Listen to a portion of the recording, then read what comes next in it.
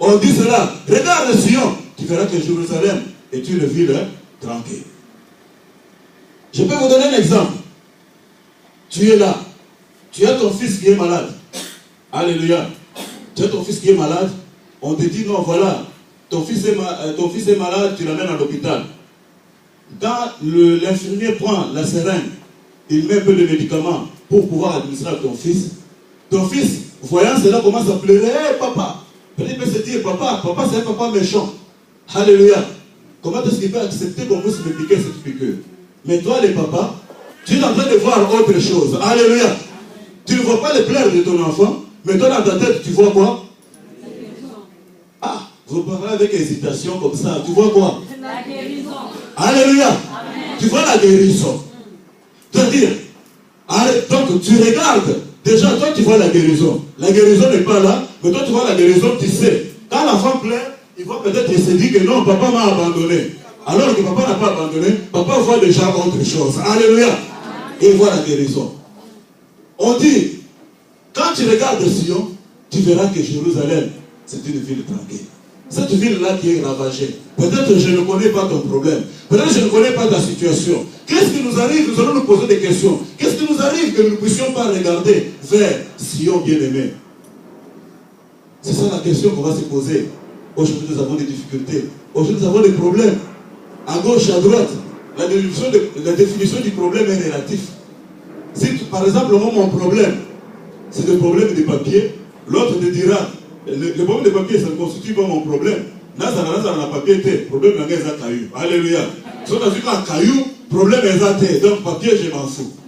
Toi, pour toi, c'est un problème. Mais pour l'autre, ce n'est pas un problème. Alléluia. Pour toi, peut-être, c'est le problème d'avoir un logement. L'autre dit non. Ce que j'ai, c'est seulement une domiciliation et le reste, je m'en fous. Alléluia. Et je trouve un endroit, même si je. Donc, vous voyez, chacun a. Donc, c'est vraiment relatif. Alléluia. Mais quand on regarde, on n'est plus le même. Amen. Un jour, ça me faisait rire, j'étais encore à Kinshasa. Je me souviens qu'on jouait la Coupe d'Afrique des Nations. Et durant cette Coupe d'Afrique des Nations, on était en train de nous battre. On battait l'équipe en ce moment, comme moi j'aimais le foot. Les Congo, on a commencé à 1-0, 2-0, 3-0, 4-0. Les gens, bon, certains de mes frères ont fait même quand ils ont dit de la télévision, ils ont dit non, nous partons.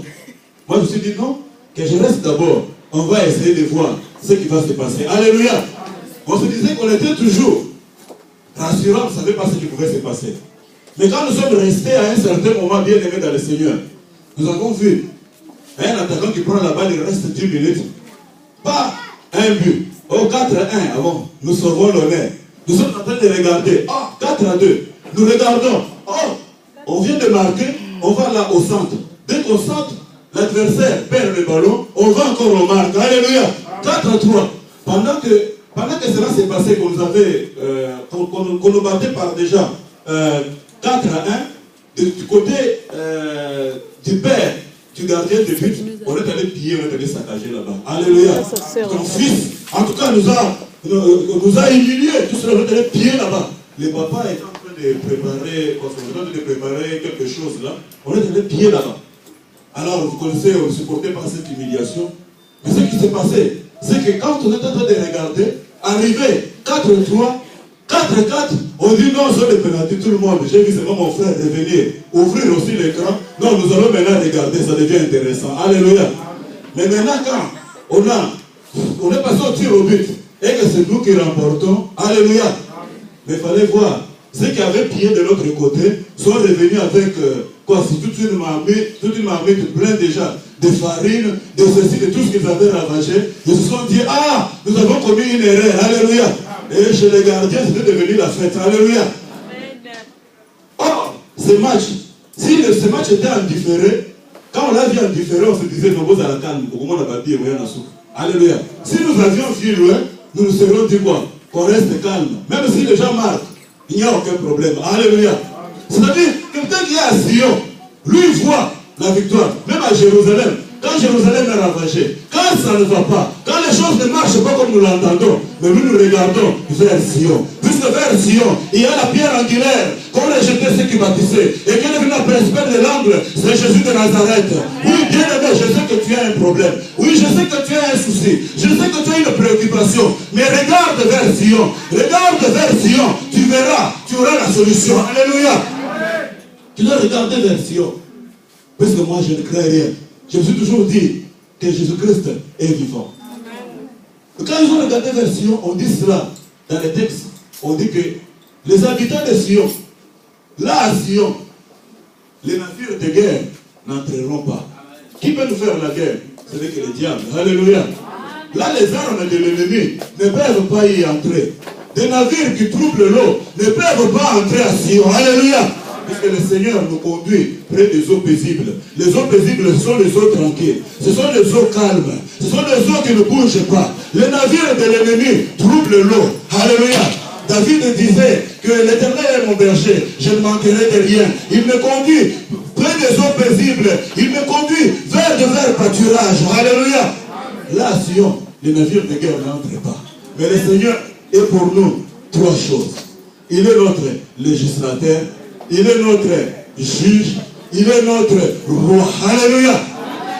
Alors, c'est pourquoi Paul dit, si Dieu est pour nous, qui sera contre nous? Alléluia. Au fond de nos, c'est là où j'ai la fierté. Là où je me dis que mes amis, le petit sorcier, vous êtes en difficulté. Alléluia. Vous m'accuserez où? Si l'Éternel est mon juge, si vous allez à la justice, vous trouverez le juge qui est là, c'est l'Éternel. Je suis favorisé. Si vous allez pour voir les principes, voir les lois, vous allez vers les lois, vous trouvez qui est le législateur, celui qui fait le rôle du Parlement, c'est encore l'Éternel. Il me favorise. Si vous quittez encore là-bas, vous allez pour toucher à la royauté, pour voir, voilà, nous avons la domination de ce monde. Oh, nous sommes ceci, nous sommes cela. Mais il y a un roi. C'est encore qui? C'est Jésus de Nazareth. Bien aimé dans le Seigneur. Voilà pourquoi. Quand le diable est venu pour tenter le Seigneur Jésus-Christ, vous savez une chose, il a dit à Jésus-Christ, voilà, tous les royaumes de la terre me sont donnés, viens seulement, adore-moi. Jésus a regardé, non. Alléluia. Est-ce que moi je peux t'adorer seulement à cause de la terre? Il y a Mars, il y a Vénus, il y a Jupiter, il y a tout ceci. À cause de la terre, moi je ne le laisserai pas. Alléluia. Aussi longtemps. C'est pourquoi les petits sorciers, quand ils viennent, je sais qu'à ma porte, il n'est pas écrit chien méchant. Puisqu'il est un chien méchant, on va le tromper avec l'os. Un chien méchant peut se détourner de son objectif, puisqu'on lui a montré un petit morceau de viande. Mais quand c'est un lion, quand c'est le lion de la tribu de Juda, la Bible dit dans le livre de Proverbes, c'est le lion de la tribu de Juda. Quand le lion est là, bien aimé dans le Seigneur, il ne se détourne pas de son objectif. C'est écrit lion de la tribu de Juda. Quand il vient, quand il se lève, l'Éternel est là. Alléluia. Regarde vers Sion. Ton problème, c'est que tu veux agir comme tout le monde. Tu veux être aimé sur tout le monde. Non, je suis un cas exceptionnel. Des fois, je vois les gens. Oh non, voilà. Les gens ne m'aiment pas. Oh, si les gens ne m'aiment pas, moi je m'en fous. Alléluia. Combien une population ici sur la terre? Nous sommes 70 milliards. La dîme de cela, c'est 7 millions. Qui est connu de 7 millions de la population de la terre? Personne. Alléluia. Peut-être moi, ici je peux être connu, peut-être par 10 000 ou 5 000 personnes. Alléluia. Pour toute la terre. Le reste des gens, la majorité des gens de la terre ne me connaissent pas. Or, si toi tu m'as eu, dans ces 10 000 où je suis connu, vous voyez encore dans ces 10 000, il y a ceux qui sont incertains. Ah, bon, frère Jean-Michel, bon, ça n'a pas été bon, n'a pas contre ni pour, ni contre. Il y a déjà une catégorie. Et là maintenant, il y a aussi ceux qui m'aiment déjà. Et alors maintenant, vous qui ne m'aimez pas, vous ne constituez qu'une minorité. Mais pourquoi tu dois pleurer? Oh voilà, moi on ne m'aime pas, moi ceci. 7 milliards. Déjà dans ces 7 milliards, donc 6 milliards, vous voyez, 6 milliards, 600, c'est déjà combien? Des millions ne me connaissent pas. Alléluia. Tu ne dois pas t'inquiéter. Le problème c'est que tu veux être comme tout le monde. Tu veux être compris de tout le monde. Non. Quand celui qui regarde vers Sion, bien aimé dans le Seigneur, ne regarde pas tout le monde. Pourquoi tu vas t'expliquer?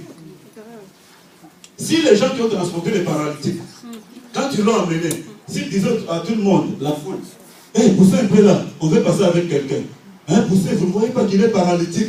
Voilà, hein, ayez un peu pitié qu'on passe. On les aurait compris. Et s'ils disaient à ces gens même, voilà, nous voulons Est-ce que vous pouvez me donner un conseil? Nous voulons escalader ces murs pour faire tomber ces paralytiques-là dans la foule. Est-ce que les gens, qu'est-ce que les gens leur ont dit? Ils leur ont dit, voilà, vous êtes des fous. Comment vous pouvez monter? Ils n'ont pas cherché d'explication. Tout ce qu'ils ont eu à faire, c'est qu'ils sont montés. Quand tu montes vers Sion, quand tu jettes le regard vers Sion, l'Éternel est roi. Alléluia. L'Éternel est roi. Il est pour nous un juge.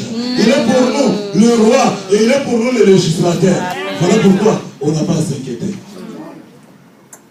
Tu ne dois pas t'inquiéter. Tu ne dois pas être troublé.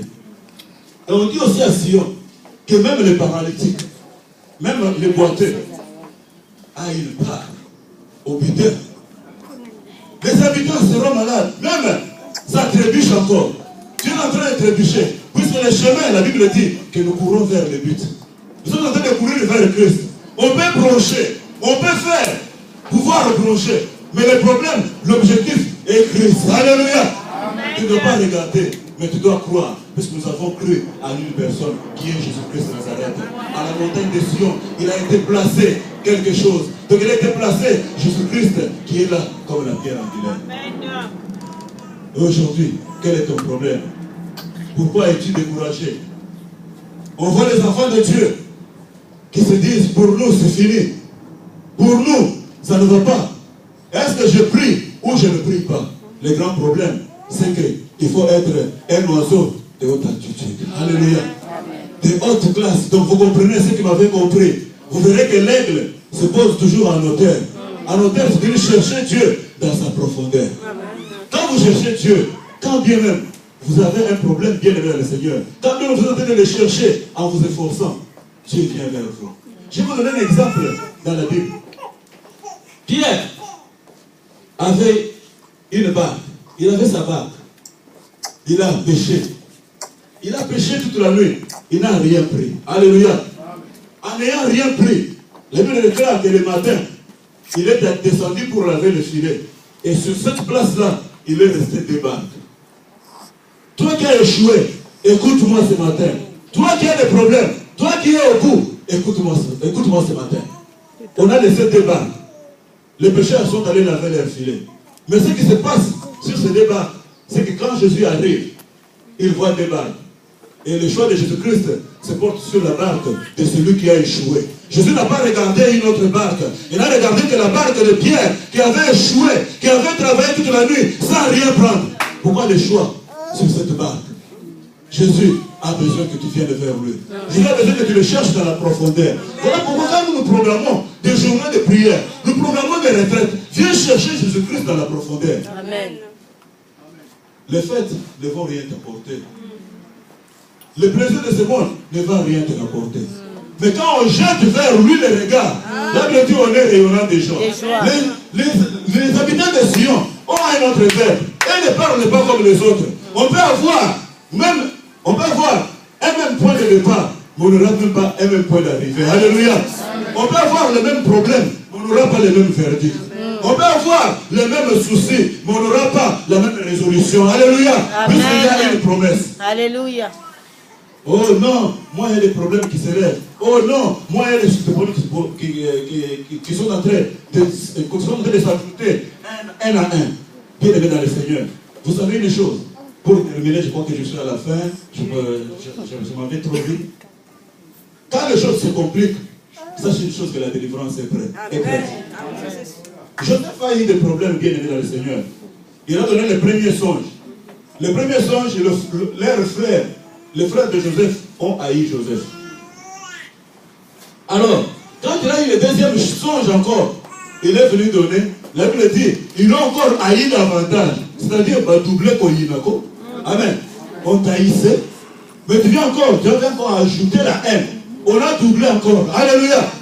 Or, quand la haine s'est doublée, Dieu qui avait sorti la parole attendait déjà Joseph en Égypte. Alléluia. Alors, elle est en train de faire quoi? La haine est en train de tirer Joseph. Elle est en train de tirer Joseph. Déjà d'Israël. Elle est en train de le tirer petit à petit. Ils l'ont mis dans le puits. Ils ont dit non, avec cette haine, nous allons le tuer. Mais comme sur Joseph, il y avait une promesse. Qu'est-ce que c'est fait? Il y a eu une autre idée. Alléluia. Amen. Non, nous allons les vendre. Et c'est là, c'est bon, on a sacrifié. Parce que là, il y avait là une promesse. Mais tout ce qu'ils étaient en train de faire, eux ne savaient pas. Vendons-les, qu'ils puissent disparaître. Amen. Ils étaient en train de l'approcher de la promesse. Et quand ils l'ont envoyé, quand bien même il a